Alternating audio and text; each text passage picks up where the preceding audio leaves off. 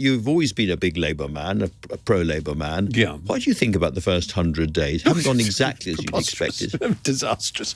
I mean, it does seem extraordinary, doesn't it? Because you think you're in opposition, you've got a bit of time to get things together. You're not sure when an election will be called. It was slightly earlier than anybody imagined, as we know, in the famous rain-swept scenes in Downing Street. But the one thing you do is you say, look at what happened. Look at what happened with Boris and everyone else, the SPADs, the special advisors, the civil service, Dominic Cummings, all these people. Look at the infighting. Look at even the previous Labour governments. Look at the bad blood between Blair and Brown towards the end and so on. Let's make sure the first thing we do, even before policy, if you like, is process. That's what Blair always used to say. And so let's make the process clear and transparent and honest and friendly and efficient. And instead they do the opposite.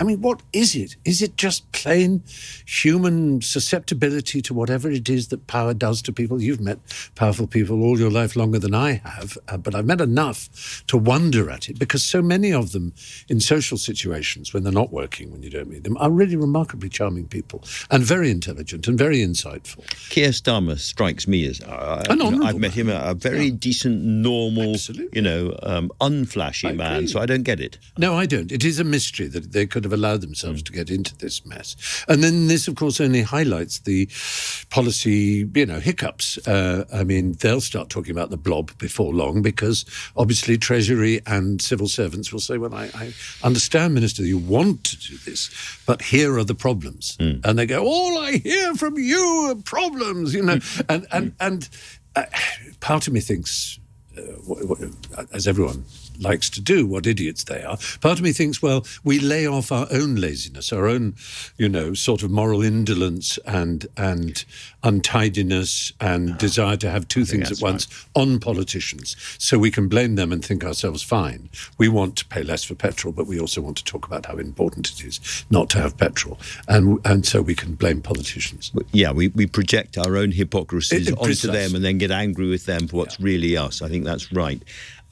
Let me ask you, somebody who's not quite a politician, but becoming a politician, is Elon Musk. We've been talking about him a lot on this show. I can imagine. And you were one of the first people out of Twitter. Yes, because of him, exactly. So just tell people why you left. Well, I don't want to claim extra sensitivity to personality and so on, but, what I do it's what I've been trained to do from the earliest childhood in learning at school and then at university doing English literature, is to look closely at text and to try and interpret it. And I began to see signs of woeful and worrying qualities in this Musk man. And I saw him veering off into the kind of...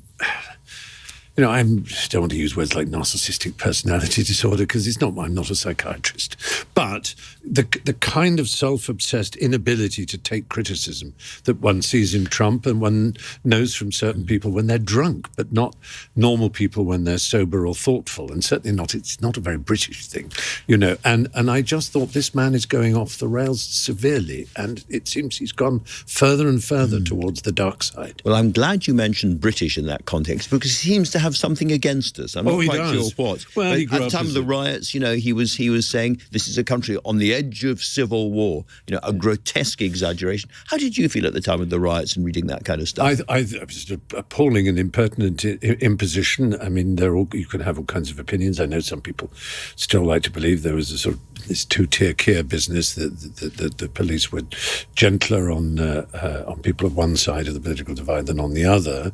But nonetheless, you have to wonder at someone who should be as busy as he is, not really knowing anything about the details and nuances of it, just proclaiming like that. And yes, I think he does have an Anglophobic side to him, whether it's his South African upbringing, whether it's his Canadian elements. Canadians mostly get on with us very well. I think it's probably the South African part. Maybe, I don't know. I like to believe that Tim Cook, who doesn't really have the same sort of power, even though he runs a company much bigger, he runs Apple, as you know, were he to come out on the side of Kamala Harris and so on, I would be just as disapproving. I've started to be very disapproving of me making any political comments, to be honest. I didn't at this last election. The last time I sort of flapped my opinions about was really during Brexit. And I thought, because I had 13 million Twitter followers, and I said, it's not fair for me to use this number of followers to have an amplified voice beyond any rights. That is very, very decent of you. It's an unusual position to take, and a thoroughly decent one. We are on the edge, perhaps, of Donald Trump coming back with Elon Musk as his wingman, or one of his wingmen, J.D. Vance on the other side.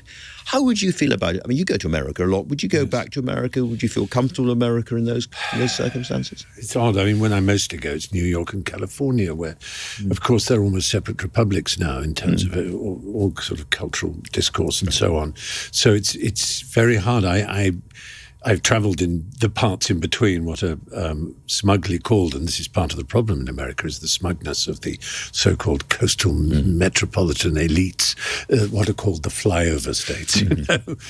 And it is. I used to describe it as I don't know if you ever knew in New York, the Carnegie Deli, which was a fantastic old-style New York deli. It's sadly closed now. And you go and you get a corned beef sandwich or a Reuben sandwich, and you get this incredibly thin rye bread, and in between it, this astounding beef, massive meat, massive pastrami or corned beef, huge amounts, more than you've ever seen before, and this, as I say, tiny bread. And America's like that, California and New York, these thin bits, and if you think you know the sandwich just from the thin rye bread, you're making a terrible mistake. You have absolutely no idea at all. I think mainly to take the rip out of me, my team is very keen that we discuss Chapel Roan.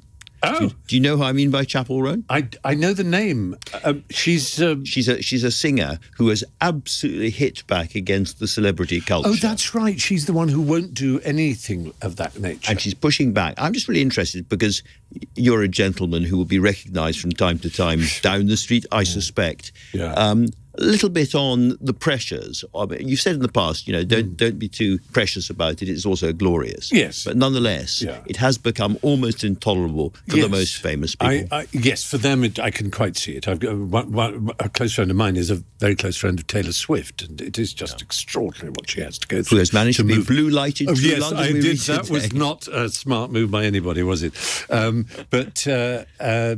Yes, I mean, I used to describe it as a picnic. You get a table at whatever the fashionable restaurant is, they welcome you in, you get tickets to Wimbledon or whatever it is you want to go to, and that's the picnic side. But like a picnic, there are wasps, and the wasps will sometimes drive you back into the house because there are just too many of them. The wasps are paparazzi, or they are just too... It's scale, isn't it?